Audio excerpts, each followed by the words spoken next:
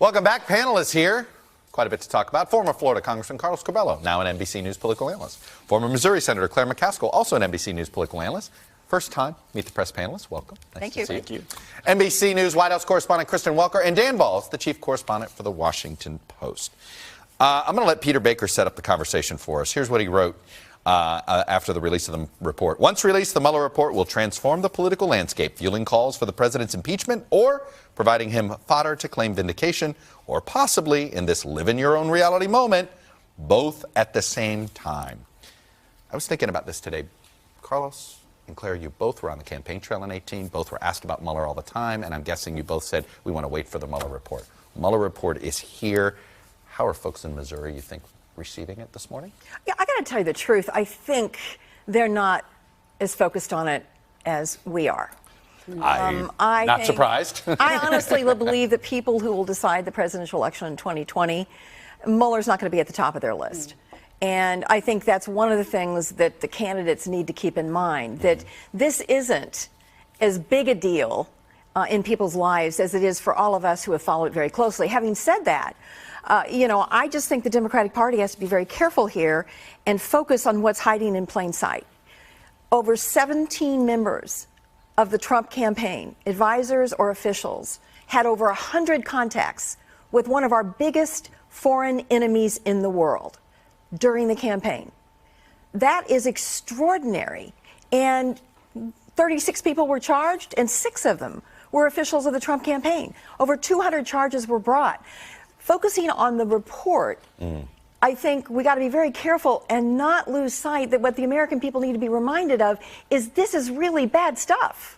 So, Carlos, what are folks in your old district going to be saying today? Well, number one, there are no winners here. The only winner is Vladimir Putin. The Republicans didn't win, Trump didn't win, and the Democrats didn't win. There's some good news here, and I think people in South Florida appreciate this. Our institutions did work. How do you know? This is a probe that the president did not want to see. He called it a witch hunt. It's clear that it was anything but a witch hunt. Bob Mueller was professional, deliberative, serious, sober in his approach to this.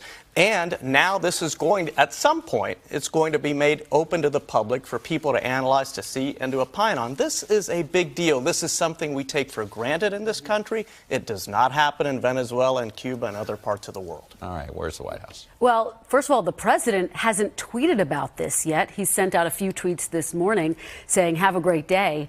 His advisors are saying, do not comment publicly. Will he listen? We'll have to wait and see. But they know it's just too soon to spike the football. And when you think about the scope of this, and this goes back to Claire's point, think about how many of his former advisors were cooperating with Mueller. You have Mike Flynn, Rick Gates, just to name a few. You have the Comey firing. You have his public statements about Russia. So they know that there's potentially the possibility that there's still damaging information in there. And I think that's why you are going to see a fight about how much is made public ultimately, Joe. And I have to say, though, I think the conclusions have been drawn by the public.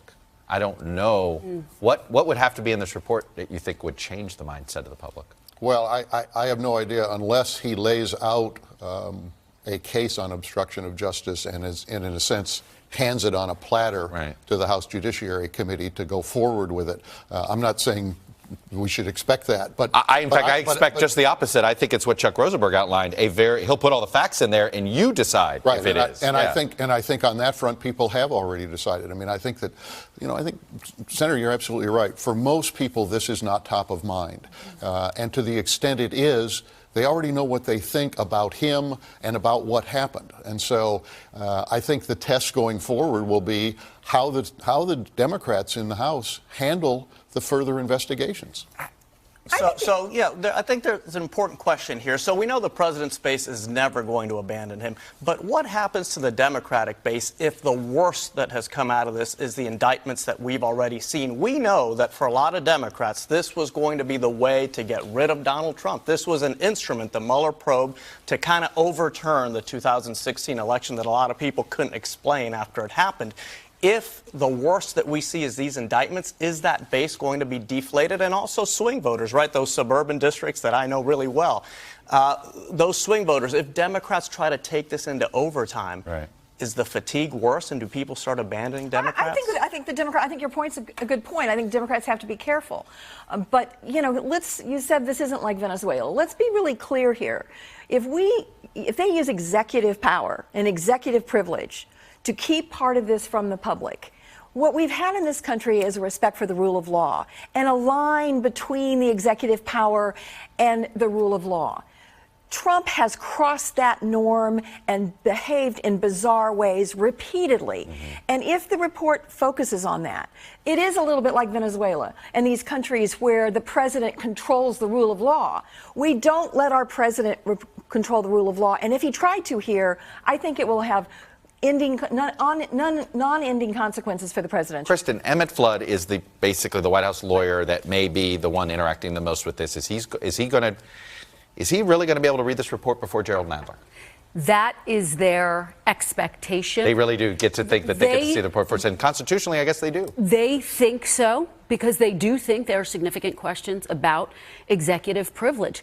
Will that actually happen, though? We'll have to see. What is Barr going to do? That's a big question. To this point, I think that Democrats, that's why you have leadership saying we cannot start talking impeachment yet. Right. It's too soon. It's going to backfire. All right, I want to bring up, because one way the president showed his agitation Yes. all week was to attack John McCain.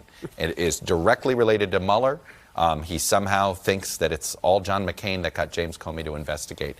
But here's a little bit of a taste of his increasing anger at McCain throughout the week.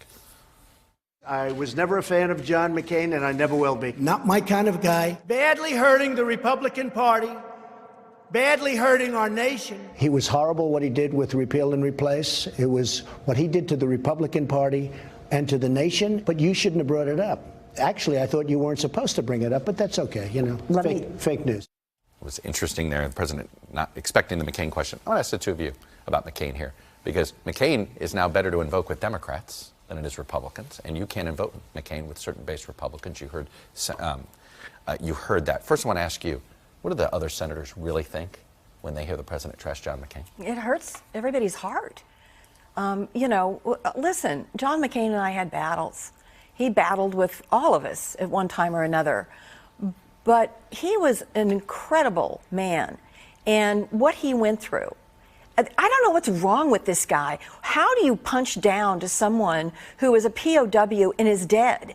The same week, you reverse sanctions against a guy because you say you like him, who starves his people and kills his family for power.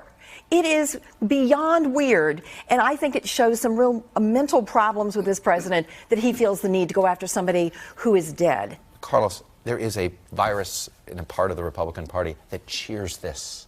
They're excited when it happens, and they send crazy notes to Cindy McCain and Meghan McCain and people like that. That's right. Part of the base is politically intoxicated. And when did it become normal or okay in our country to criticize, to attack at a personal level? This is not a policy disagreement, but to personally attack someone who sacrificed for our country. And I was happy to hear Marco Rubio say that he disagreed with it today, but I think Republicans need to be stronger in saying They know why they're not. You know why they're not. This is, well, at some point you have to lead and not worry about whether or not you're going to get a primary challenge. And that's the biggest fear in Congress, I think, on both sides now, a primary challenge. Yeah. No one wants to see that. But at what point do you sacrifice your core values, your humanity, to avoid a primary challenge? You shouldn't. Way to end that in this segment. When we come back, we're going to change gears a bit. Democrats don't like the Electoral College. We've got a way to make it a bit more fair. So how could changing the electoral system change the results? That's next. Hey, NBC News fans, thanks for checking out our YouTube channel. Subscribe by clicking on that button down here, and then click on any of the videos over here to watch the latest interviews, show highlights, and digital exclusives. Thanks for watching.